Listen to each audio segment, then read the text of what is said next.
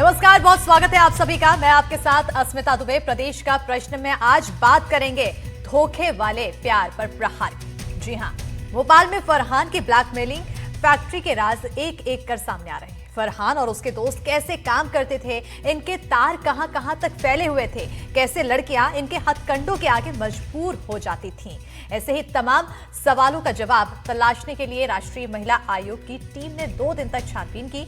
इस बीच पूरे राज्य में ऐसे संभावित मामलों का पता लगाने के लिए एसआईटी गठित कर दी गई, क्योंकि यकीनन जो कुछ भोपाल में हुआ वो बेहद संगीन है। तो आज प्रदेश का प्रश्न में इसी मुद्दे पर बात करेंगे। उससे पहले एक रिपोर्ट देखेंगे। ये महिला आयोग की टीम है। भोपाल में कॉलेज छात्राओं से रेप, गैंग रेप, ब्लैकमेलिंग के मामले को लेकर रायसेन रोड स्थित कॉलेज में पहुंची, जहां कॉलेज प्रशासन अधिकारियों और पीड़ित छात्राओं को पढ़ाने वाले स्टाफ से पूछताछ हुई। भोपाल में हुए रेप कांड को लेकर पिछले कई दिनों से लगातार कार्रवाई की जा रही है। राष्ट्रीय महिला आयोग की टीम भी इस मामले में जांच पड़ताल के लिए गठित की गई थी। वो 3 सदस्यीय टीम पिछले 3 दिनों से भोपाल में ही मौजूद है और आज टीम प्रबंधन यानी कि कॉलेज प्रबंधन से पूछताछ करने के लिए संबंधित कॉलेज पहुंची है। एसडीएम इस वक्त यहाँ पर मौजूद है। उन्हीं के साथ में यहाँ पर आयोग की जो टीम है वो यहाँ पर पहुंची थी। वो टीम की तस्वीरें इस वक्त हम आपको दिखा पा रहे हैं। आप देखिए, टीम में जितनी भी लोग मौजूद है वे सभी लोग यहाँ पे आज पहुंचे थे। जांच कमेटी की अगर बात करें तो यहाँ पर पहुंचकर उन्होंने तमाम बिंदुओं पर चर्चा की और साथ ही में पूछताछ की है। कॉलेज आई थी और अभी आपने देखा यहाँ पे क्लब 90 पे आई थी। जी सर, आगे कितनी कार्रवाई उनके द्वारा भी आयोग की टीम ही बता पाएगी। मैं तो जस्ट चूंकि एरिया में थे, वो आए थे इसलिए मैं देखने आया। वो अपना कर रहा है, उनकी एक टीम बनी हुई है, वो अपना इंक्वायरी कर रहा है। इसके बाद महिला आयोग की टीम क्लब 90 पहुंची, कॉलेज से महज 100 मीटर दूर। नगर निगम की वही प्रॉपर्टी जहां मासूमियत का सौदा होता था। एनडीटीवी के पास मौजूद ये तस्वीरें बता रही हैं, ये महज एक इमारत नहीं बल्कि एक जाल था जहां कई जिंदगियां तहस नहस हुई। पुलिस ने होटल को सील कर दिया है और अब जांच जारी है। दिन पहले राष्ट्रीय महिला आयोग की एक समिति भी गठित की गई थी। वो टीम जो है वो पिछले 3 दिनों से भोपाल पहुंची हुई है और इस वक्त जांच पड़ताल करने और मामले में कार्रवाई करने के लिए वे क्लब 90 पहुंचे हैं, जहां पर ये आरोप लगाए थे कि जो आरोपी थे वो पीड़िताओं को लेकर पहुंचते थे। मौके पर टीम जो है वो जगह जगह पहुंचकर जांच पड़ताल कर रही है। तमाम बिंदुओं पर यहाँ पर मौजूद लोगों से भी पूछताछ कर रही है। आप जो टीम देख रहे हैं उसमें समिति की अध्यक्ष और झारखंड की पूर्व डीजीपी निर्मल कौर मौजूद है। जबलपुर हाईकोर्ट की अधिवक्ता निर्मला नायक यहाँ पर मौजूद है और उन्हीं के साथ में यहाँ पर जो आयोग है उसके अपर सचिव आशुतोष पांडे भी मौजूद है। 10 दिनों का समय टीम को दिया गया है ताकि टीम 10 दिनों में पूरी कार्रवाई करके जो विशेष रिपोर्ट है उसे अधिकारियों को और सौंप सके। करीब 1 वर्ष पहले की बात है और ये जो हमारा पूर्व में आरोपी गिरफ्तार हैं फरहान और अली, ये एक एक करके कमरे पे ले गए थे किसी भी तरह से बहाने से, और वहाँ कमरे पे दोनों के द्वारा इनका रेप किया गया था। इसीलिए हमने गैंग रेप की धारा 376D और 506 उनको धमकी देने की, वीडियो ब्लैकमेल करने की और भी ऐसी बातें थी जो कि धर्म संबंधी थी। तो इसलिए हमने मध्य प्रदेश का धार्मिक स्वातंत्र अधिनियम की धाराएँ लगाई हैं। इस पूरे मामले की शुरुआत अप्रैल की 10 तारीख से हुई। गर्मी से झुलसता भोपाल बाग सेवनिया थाने में पुलिसकर्मी रोज की तरफ अपने केस की फाइलों में डूबे थे। तभी एक डरी सहमी थरथराती हुई आवाज उनके चैम्बर में पहुंचती है। सामने खड़ी थी एक लड़की, बोली, सर, एक लड़का मुझे परेशान कर रहा है, उसके मोबाइल की जांच होनी चाहिए। किसी आम शिकायत की तरह थानेदार ने लड़के को थाने बुलवा लिया, उसका मोबाइल जब्त कर लिया। लेकिन जो उन्होंने उस फोन के भीतर देखा उसे न सिर्फ पुलिस महकमे को चौंका दिया बल्कि पूरे शहर को हिला कर रख दिया। उस मोबाइल में थे 12 से ज्यादा अश्लील वीडियो, हर वीडियो में एक अलग लड़की, और उसी पल शुरू हुआ एक सनसनीखेज खुलासा रेप, गैंग रेप और ब्लैकमेलिंग के एक ऐसे नेटवर्क का जिसने भोपाल और आसपास की मासूम जिंदगियों को शिकारी जाल में जकड़ रखा था। पुलिस को शक है ये वीडियो पॉर्न इंडस्ट्री में बेचने की तैयारी थी। मोबाइल से डिलीट वीडियो भी रिकवर हो रहे हैं, बैंक खातों की जांच चल रही है। ये बात सही है, अगर पुलिस बहुत तत्परता से काम नहीं करती, पुलिस बहुत सारी चीज़ों में खुद इनिशिएटिव नहीं लेती, तो एक संभावना थी और ये बिल्कुल संभव था और आरोपी का भी ऐसा कहना था, वो वीडियो वायरल कर देता। 2 मई को भोपाल के 26 चौराहों पर प्रदर्शन हुआ। इस घिनौनी वारदात के खिलाफ गुस्सा उबल पड़ा। उसका कुछ तो गलती है ना। अब बाप हूँ तो मैं उसको छोड़ तो दूंगा नहीं। अगर उसने गलती की है तो न्यायालय सजा देगा। और मैं तो उसको निकाल ही दिया है, अब मेरे दिल से उतर गया है। मैंने जिस तरीके से उसकी परवरिश करी, जिस तरीके से उसको रखा, तो अब इस तरीके से दोस्त यारी में साथ रहने के बाद उन्होंने जो कहा, तो उससे तो मेरे दिल से उतर ही गया ना। इस मामले में सिर्फ अबरार अब फरार है। 2 मई 2025 की रात करीब 11 बजे भोपाल के अशोका गार्डन पुलिस फरहान को उसके साथी अबरार की तलाश और सबूत जुटाने के लिए सीहोर के बिल्किसगंज के लिए लेकर निकली। आरोपी ने रास्ते में टॉयलेट करने का बहाना बनाया, गाड़ी रुकवाई, सब इंस्पेक्टर से पिस्टल छीनने की कोशिश की। पुलिस और आरोपी के बीच झूमाझटकी हुई, गोली चली जो फरहान के पैर में लगी। फिलहाल उसका इलाज चल रहा है। रातीबड़ के पास जो सरवर गांव पड़ता है, वहां पर जो ये मुख्य आरोपी है फरहान, उसके द्वारा टॉयलेट जाने का बोल करके गाड़ी रुकवाई गई, जिसमें जब जो स्टाफ उसके सुरक्षार्थ लगा हुआ था, उसमें से सब इंस्पेक्टर से उसने पिस्टल छीनने का प्रयास किया, जिसमें उन दोनों के बीच में छीना झपटी हुई और एक फायरिंग इंसिडेंट हुआ, जिसमें फरहान को जो है पैर में गोली लगी है। उधर सरकार ने पूरे राज्य में लड़कियों के साथ योजनाबद्ध तरीके से प्रेम जाल, धोखे, धमकी के माध्यम से धर्मांतरण की जांच को लेकर राज्य स्तरीय एसआईटी का गठन कर दिया है। टीम की कमान भोपाल देहात के आईजी अभय सिंह को सौंपी गई है। एसआईटी संबंधित जिलों में हुई ऐसी घटनाओं की पहचान और विस्तृत जांच करेगी, जिनमें बालिकाओं या महिलाओं को बहलाकर, धमकाकर या प्रलोभन देकर धर्मांतरण के लिए विवश किया गया हो। घटना में शामिल लोगों या गिरोह की पहचान कर उनके खिलाफ कड़ी कार्रवाई सुनिश्चित होगी। किसी अंतर्राज्यीय या विदेशी नेटवर्क की संलिप्तता की भी जाँच होगी। ये बहुत ही निंदनीय है और इस तरह के किसी भी कृत्य को बर्दाश्त नहीं किया जाएगा। पहले भी मध्य प्रदेश में हमने इसके खिलाफ कानून बनाया था, धर्म स्वातंत्र्य अधिनियम, उसके तहत कार्रवाई भी हुई। भोपाल के मामले में भी एसआईटी गठित की गई थी, पर उसके बाद 2-3 शहरों से और ऐसे मामले संज्ञान में आए हैं, तो प्रदेश लेवल की एसआईटी बनी है और ये सुनिश्चित है कि इस तरह से किसी को भी बर्दाश्त बख्शा नहीं जाएगा, घोर से घोर कार्रवाई की जाएगी।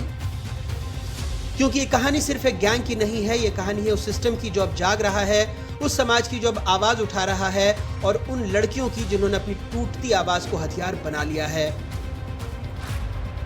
भोपाल से निहारिका शर्मा के साथ अनुराग द्वारी की रिपोर्ट, एनडीटीवी।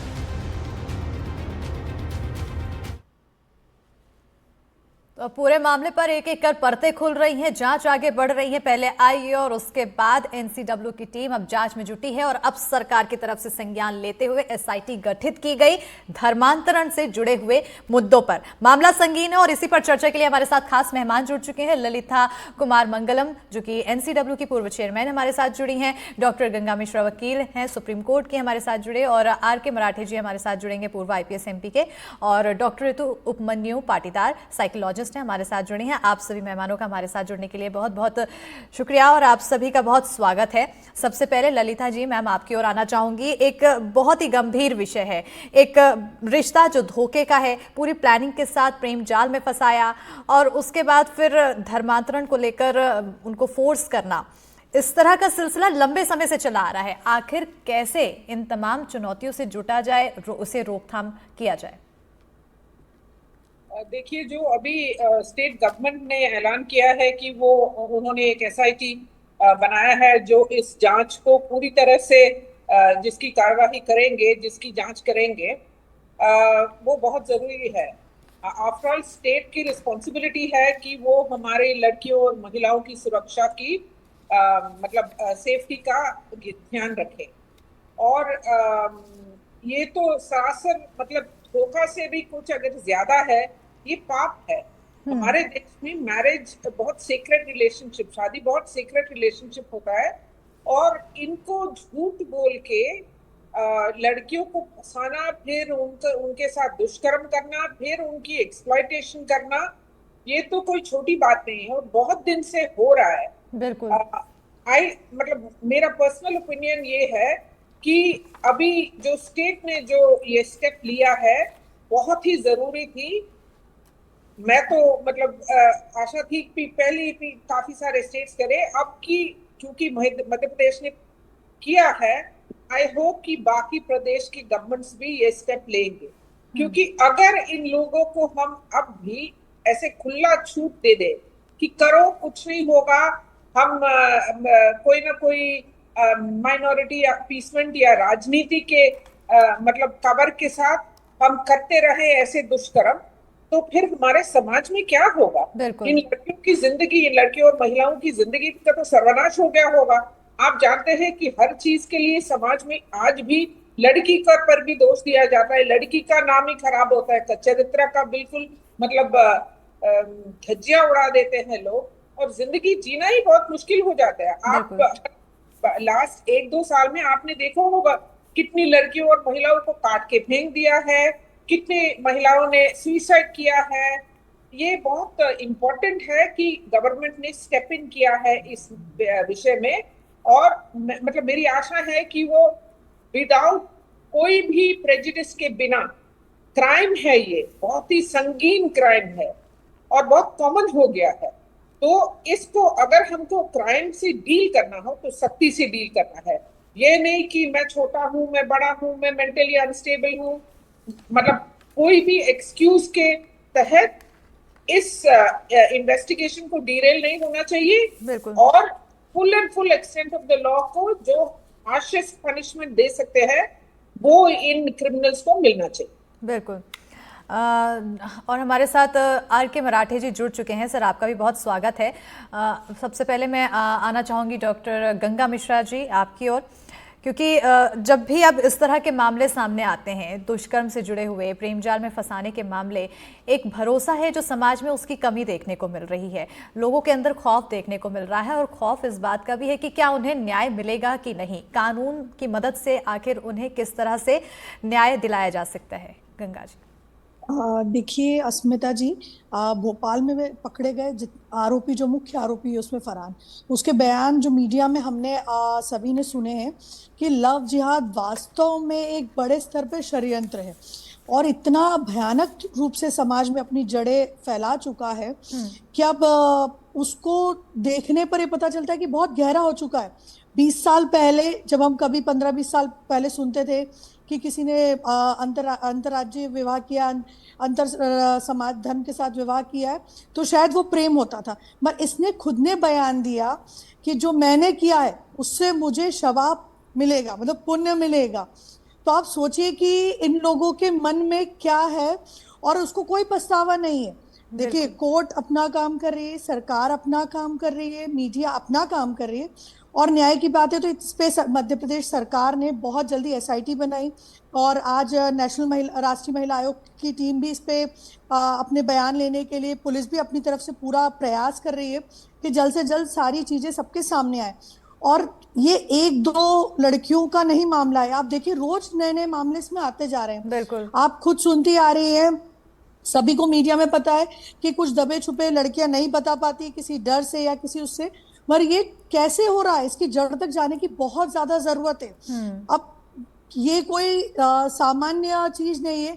आपने एक बहुसंख्यक लड़कियों को एक अल्पसंख्यक समूह सिर्फ टारगेट कर रहा है, और आप सोचिए कि ये जो लड़के हैं बड़े ही सामान्य परिवार के, बड़ी गरीब पृष्ठभूमि से आते हैं, इनके पास इतना धन या पैसा कहाँ से आ रहा है? जो लड़कियों से दोस्ती के लिए जो आकर्षण दे रहे हैं, उसके लिए कहीं ना कहीं से इनको फंडिंग तो हो रही होगी। इसकी भी जांच होना बहुत जरूरी है। केवल अब ये रेप का या उनको फंसाने का या लव जिहाद का मामला नहीं है, उससे बहुत आगे बढ़ चुका है।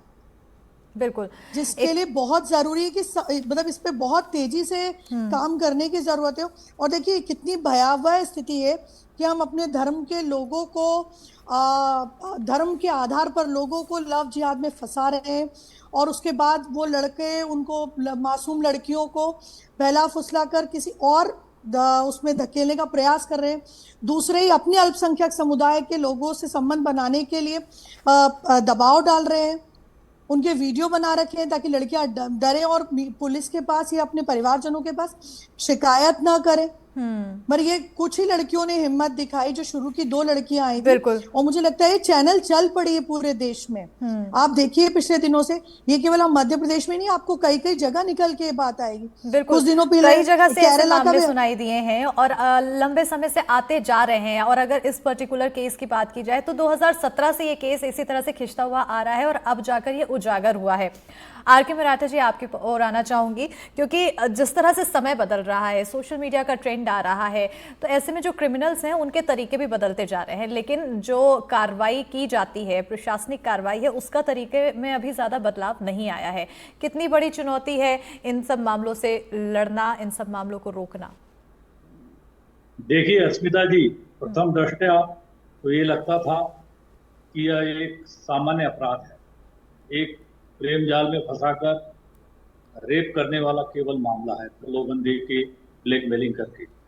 मगर जिस तरह से मीडिया में खबर आई बिल्कुल, और जब घटनाओं की परत दर परत खुलने लगी, तो उससे समझ में आ रहा है कि ऐसे लड़के जो इस तरह के काम में माहिर हैं, वो बड़े सुनियोजित तरीके से ऐसी बच्चियों को, ऐसी लड़कियों को जो घर के बाहर रह रही हैं, किसी तरह से काम काज करके अपने परिवार का पेट पालने की कोशिश कर रही है, ऐसी लड़कियों को ये टारगेट करके न केवल पहले उनको अपने प्रेम जाल में फंसा रहे हैं, बाद में सुनियोजित तरीके से उनके जो भी उनके पास वीडियोस हैं, जो भी उनके पास में चीजें हैं, उनको दिखाकर ब्लैकमेल करते हुए न केवल उस बच्ची का खुद का उन्होंने बलात्कार किया, बाद में उसकी बहन के साथ भी ऐसा ही किया और अन्य बच्चियों के साथ में और लड़कियों के साथ में भी ऐसा ही किया। तो यह बहुत ही एक सुनियोजित अपराध है और मुझे स्वागत करना पड़ेगा राज्य सरकार का कि उन्होंने आनंद फानन में एक SIT गठित की है और इस SIT के गठन के उपरांत यह संभव हो सकेगा अगर इसकी बारीकी से इन्वेस्टिगेशन की गई, जांच की गई, तो जो पूरा रैकेट है जो इस तरह के काम में पहले केवल प्रेम जाल में फंसाते हैं, बाद में उनकी मजबूरियों को, उनकी जरूरतों को पूरी करके फिर उनके घर वालों को और फिर अन्य बच्चियों को भी ये उसका शिकार बनाते हैं। तो SIT का दायित्व तो हो जाता है कि ऐसे मामले में वो बहुत गंभीरता से इन्वेस्टिगेशन करे और इन्वेस्टिगेशन करने के बाद में इन अपराधियों के खिलाफ चालानी कार्रवाई हो और चालानी कार्रवाई भी होने के बाद में राज्य सरकार का यह दायित्व हो जाता है कि ऐसे मामलों में न केवल वो फास्ट ट्रैक कोर्ट का गठन करे, बल्कि ऐसे मामलों को बहुत इंपॉर्टेंट मान के इनमें जल्दी से जल्दी ट्रायल शुरू कराएं, ट्रायल शुरू करा के ऐसे लोगों को बहुत ही कठोर जो दंड हो सकता है वो दिलवाया जाए, ताकि अन्य लोग जो इस तरह की बिल्कुल कार्रवाई करना चाहते हैं या इस तरह का अपना मन में भावना रखते हैं, उनमें एक खौफ पैदा हो और ऐसे लोग इस तरह के अपराध करने से डरे। मेरे ख्याल में राज्य सरकार ने बहुत अच्छा निर्णय लिया है, हम सबको इसका इंतजार करना पड़ेगा कि राज्य सरकार ने SIT गठित की है, लेकिन एक अहम सवाल मेरा ऋतु जी आपसे है। सबसे इम्पोर्टेंट सवाल यही है, क्योंकि इस तरह के क्रिमिनल्स हमारे आसपास भरे पड़े हुए हैं और हमेशा हम देखते हैं कि वो भोली भाली लड़कियों को अपने प्रेम जाल में फंसाते हैं, लेकिन उन लड़कियों के लिए बहुत मुश्किल सिचुएशन हो जाती है वो ये भाप पाना कि सामने वाला सच में उससे प्यार करता है या फिर वो उससे फंसा रहा है। ये साइकोलॉजी आखिर कैसे समझी जाए? सबसे पहले तो मैं ये कहना चाहूँगी, जैसे सर ने अभी आपको बताया कि ज़्यादातर ये केसेस आपने देखे होंगे कि उन बच्चों के साथ होते हैं जो शहर में आते हैं, आस पड़ोस के शहरों से, या औरतें जो काम करने आती हैं, तो कहीं ना कहीं हमें कॉलेजेस में या जिन कोचिंग सेंटरों में या जिन कंपनियों में ये काम करने आई है, वहाँ हमें उन्हें कहीं ना कहीं अवेयरनेस प्रोग्राम के थ्रू या सिंगल डे आप एक उनके लिए रखिए और उनको समझाइए कि ये चीजें होती हैं। क्योंकि कई बार क्या है, बारे में बात करें बट लोगों को पता ही नहीं हो रहा है कि ये सारी चीजें हो रही हैं। और कहीं ना कहीं अगर उन्हें किसी तरीके से आप महसूस कराएंगे, अच्छा जो चीजें उन्हें घर में, जैसे हमारे यहाँ पे इंडिया में अपने यहाँ पे ये कल्चर नहीं है कि लोग बच्चों के घर में ज्यादा तारीफ कर रहे हैं या उन्हें अच्छा महसूस करा रहे हैं या इन टॉपिक्स के बारे में खुल के भी माँ बाप बात कर पा रहे हैं, तो बच्चों को अवेयरनेस है ही नहीं। तो कहीं ना कहीं जब कोई ऐसा इंसान मिलता है जो इन चीजों के बारे में उन्हें अच्छा महसूस कराता है, चाहे वो उनके दिखावे में हो, चाहे उनकी किसी तरीके की चीजों के थ्रू हो, लेकिन वो कहीं ना कहीं अगर सेटिस्फाई हो रही है इन सब चीजों से, तो आदमी उस तरफ को रुझान कर लेता है। पर अगर आप इन चीजों को पहले से ही बता देंगे और वो कहीं ना कहीं एक तरीके से इस चीज को लेके उनके दिमाग में, माइंडसेट में ये चीज बैठी हुई है कि हाँ इस तरीके के लोग भी मुझे मिलेंगे, तो वो मेंटली तैयार रहेंगे। तो ये कहीं ना कहीं एक अवेयरनेस फैलाने की बहुत ज़्यादा ज़रूरत है। ललिता जी, आपकी ओर आना चाहूँगी, क्योंकि अब जैसे जैसे ये मामले बढ़ते जा रहे हैं, समाज में भी एक घृणा देखने को मिलती है। हम देखते हैं जब जब धर्मांतरण के मामले ऐसे सामने आते हैं, प्रेम जाल में फंसाया धर्मांतरण, तो हमारा समाज जो एकता को बढ़ावा देता है, उनके बीच भी द्वेष की भावना उजागर हो जाती है। ये भी एक माहौल खराब करने जैसा हो जाता है। हाँ बिल्कुल, बट देखिए ये जो लव जिहाद की जो ये प्रॉब्लम है वो इतना ज्यादा हो गया है कि लोग थक चुके हैं। मतलब ज्यादातर मतलब ये माइनॉरिटी कम्युनिटी जो है वो एकजुट वोट डालते हैं, उनकी जो एकता है, उसकी जो शक्ति है, उसको बहुत बुरा काम के लिए इन लोगों ने यूज किया है इतने दिन से।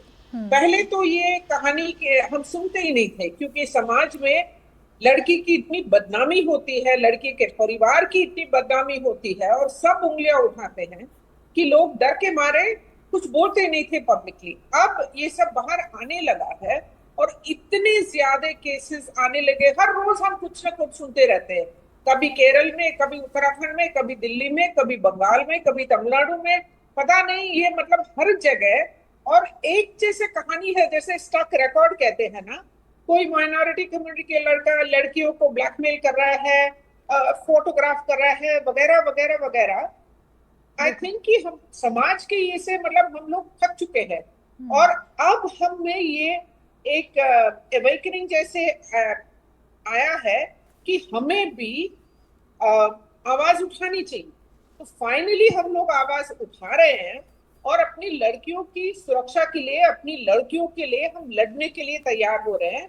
और ये अच्छा है कि गवर्नमेंट ने भी, मतलब चाहे वो राष्ट्रीय महिला आयोग हो या मध्य प्रदेश के स्टेट गवर्नमेंट हो, वो भी अभी इस निर्णय पर पहुंचे और इस पर एक्शन ले रहे हैं कि हम इस तहत तक पहुंचेंगे, मामले के तहत तक पहुंचेंगे और हम पनिशमेंट देंगे। क्योंकि जो हो रहा है वो ओपनली क्राइम है, ये नहीं कि वो मतलब एक्चुअली वो प्यार है वगैरह, प्यार मोहब्बत वगैरह है, वो सब नहीं है। वो सब एक दिखावा है प्यार के, और ये आड़े में ये लोग इतने गंदे क्राइम्स कर रहे हैं। बिल्कुल, कि अभी तो लोग मतलब अच्छा हुआ है कि अभी तक हम लोगों ने हथियार नहीं उठाया हाथ में, उस हद तक आना नहीं चाहिए। इसलिए मैं खुश हूं कि गवर्नमेंट हैज स्टेप्ड इन और ये कह रहे हैं कि देखिए हम अभी ये करेंगे, हम इसके तहत तक पहुंचेंगे और हम जरूर कोई एक्शन लेंगे। जैसे मैंने कहा, मैक्सिमम पनिशमेंट मिलना चाहिए। बिल्कुल, पनिशमेंट मिलना चाहिए और एक्शन का भी इंतजार है कि आखिर क्या कुछ एक्शन होगा, और बहुत कड़ा एक्शन लेना चाहिए। गंगा जी, आपकी ओर आना चाहूंगी, क्योंकि जब जब इस तरह के मामले सामने आते हैं, हम देखते हैं लड़कियों के बीच एक बदनामी का माहौल, डर रहता है कि बदनामी हो जाएगी, परिवार वाले उन्हें किस तरह से ट्रीट करेंगे इस पूरे मामले के सामने आने के बाद। और जब ये सब बदनामी का शब्द जुड़ जाता है तो बहुत सारी लड़कियां वो पीछे हट जाती हैं, कानून का सहारा नहीं लेती हैं और अपनी सच्चाई नहीं उगल पाती हैं। ऐसे में इस सिचुएशन में उन लड़कियों को कैसे सेफ्टी पहुंचाई जाए और उन्हें न्याय भी दिलाया जाए, ये एक बड़ी चुनौती। देखिए अश्मिता जी, इसके लिए सबसे पहले तो हमें पूरे जितने भी घर के माहौल को, जो हमारा समाज है, उसमें एक बहुत बड़े बदलाव की जरूरत होगी कि उनको अपने सारे लीगल राइट्स स्कूल से बता दिए जाएं, ताकि उनके दिमाग में रहे कि हमें किसी से डरने की जरूरत नहीं है। माँ बाप भी खुल के बात करें, जैसा कि अभी डॉक्टर रितु जी ने बताया कि हम घर का माहौल रखें। कॉलेजेस में भी ये सारे लीगल अवेयरनेस कैंप लगाए जाएं, ताकि लड़कियों को पता रहे कि हमें राइट्स मिले हुए, हमें किसी से डरने की या उसके दबाव में आने की जरूरत नहीं है, हमें कोई नुकसान नहीं पहुंचा सकता है। और हमारे लिए देखिए, पुलिस के साथ साथ न्यायपालिका की व्यवस्था के दरवाजे हमेशा के लिए खुले हैं, दोनों ही रास्ते खुले। आपने देखा इस मामले में कितनी जल्दी कार्रवाई हुई, तो इससे एक समाज में, मध्य प्रदेश में नहीं पूरे देश में मैसेज गया है कि लड़कियां जब भी बाहर निकलेंगी उनके साथ केवल एक नहीं पूरा देश खड़ा होगा। ये इसकी और अभी इंगित करता है, तो उनको डरने जैसी कोई जरूरत नहीं है। हिम्मत करके अपनी बात को कहने की जरूरत है कि हमारे साथ ये घटना हुई। देखिए, घटना है, दुर्घटना के लिए पहले से किसी को पता नहीं होता, जैसा उनके साथ पूरी प्लानिंग करके पूरी योजनाबद्ध तरीके से लड़कियों को फंसाया गया, ये बहुत बड़ा षड्यंत्र है। तो ये लड़कियों को, अब मुझे लगता है कि इसके बाद और भी कई लड़कियां होंगी जो शायद शिकायत करने में, पुलिस के पास जाने में, अपने परिवारजनों के पास जाने में डर रही होंगी, और शायद इस केस के बाद उन्हें और हिम्मत मिलेगी अपनी बातों को कहने के लिए। मगर इसके लिए फिर भी दोबारा से मैं कहूंगी कि समाज, सरकार और हम सबको मिलकर प्रयास करना पड़ेगा मीडिया के माध्यम से कि जो जो उनके लीगल राइट्स हैं उनको बताए जाए, उनको समझाया जाए और उनसे बात की जाए, ताकि वो न्यायपालिका तक, पुलिस प्रशासन तक लड़कियां पहुंचे। बिल्कुल, समाज और साथ ही साथ सरकार और हर किसी को इस पूरे मामले में आगे आना पड़ेगा ताकि एक जागरूकता फैले। आर.के. मराठा जी, आपकी ओर आना चाहूंगी, क्योंकि अब इस मामले में कहा जा रहा है कि जब भी इस तरह के मामले आते हैं फंडिंग का जिक्र किया जाता है, और इस पूरे मामले में अभी जांच एक एक कर आगे बढ़ रही है। क्या लगता है कि क्या फंडिंग भी इसमें शामिल हो सकती है, क्योंकि बहुत ही मध्यम वर्ग के लड़के यहाँ पर शामिल हैं?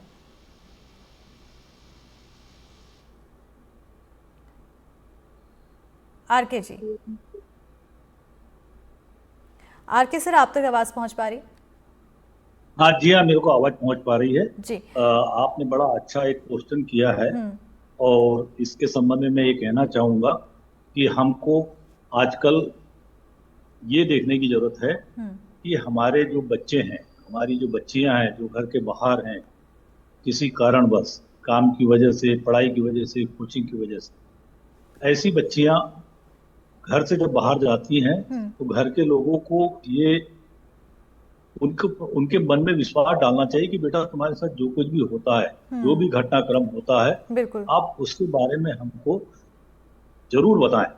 किसी भी तरह से उनके मन में हिचक नहीं होना चाहिए, और इतना विश्वास घर के लोगों का होना चाहिए कि ऐसी जो घटनाएं करने वाले लोग हैं उनसे वो कैसे सावधान रहें। अगर घर के लोग ये विश्वास अपने बच्चों में पैदा करेंगे, बच्चियों में पैदा करेंगे, तो निश्चित रूप से ये बच्चियां जब इनके साथ में कुछ नया घटनाक्रम होगा तो वो अपने घर के लोगों से इसको शेयर करेंगे, और फिर घर के लोग इसको उनको बता सकते हैं कि ये अच्छा है, बुरा है, क्या करना चाहिए, ये इसके बारे में उनको बताएंगे। दूसरा, बच्चों को हमको ये भी बताना चाहिए कि भाई उनकी जो जरूरतें हैं वो उनको घर वाले पूरी करेंगे, तो जितनी जरूरतें हैं उतना ही वो अपना कहीं ना कहीं जो घर वालों के साथ कम्युनिकेशन गैप है, वो कम्युनिकेशन गैप खत्म करने की जरूरत है, एक अवेयरनेस फैलाने की जरूरत है बच्चियों में और समाज में आखिर क्या कुछ हो रहा है, और साथ ही साथ वो अपनी लड़ाई कैसे लड़ सकती हैं, अपनी ताकत, ये भी समझने की बहुत ज़्यादा ज़रूरत है। और इसी के साथ इस कार्यक्रम में फिलहाल इतना ही। आप सभी मेहमानों का हमारे साथ जुड़ने के लिए बहुत बहुत शुक्रिया। डॉक्टर ऋतु उपमन्यु जी, जो आप हमारे साथ जुड़ी, बहुत शुक्रिया। ललिता कुमार मंगलम जी, आपका बहुत शुक्रिया, हमारे साथ आप जुड़ी। डॉक्टर मिश्रा जी हमारे साथ जुड़े, और आर.के. मराठी जी, आपका भी बहुत शुक्रिया। तो ये कार्यक्रम में फिलहाल इतना ही, लेकिन समझ में ये आता है कि सभी को अवेयर रहने की बहुत ज्यादा जरूरत है।